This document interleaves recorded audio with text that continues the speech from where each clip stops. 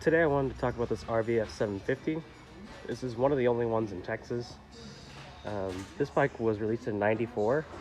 It's one of Honda's first fuel-injected bikes, and it's also their first bike to utilize a slipper clutch on a production bike. So this bike was made for racing homologations during World Superbike. They only made the bare minimum of these things.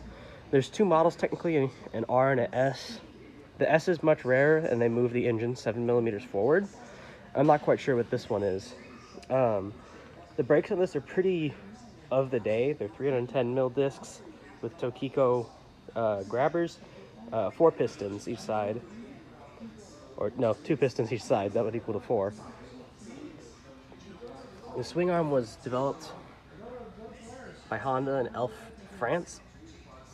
Elf used to be an F1. They made a bunch of experimental hub steering bikes. Really interesting race team. This bike had magnesium covers from the factory and titanium rods.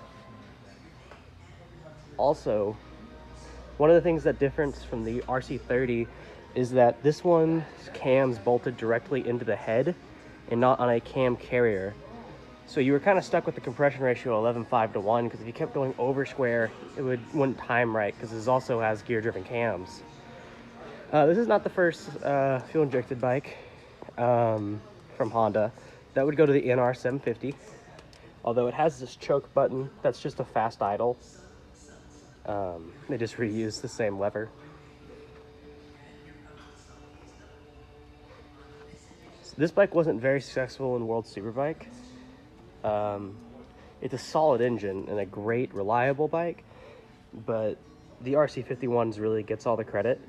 This was kind of Honda's middle child, which is kind of doing a bike injustice. There are a lot of firsts in this bike for Honda. Single-sided swing arm.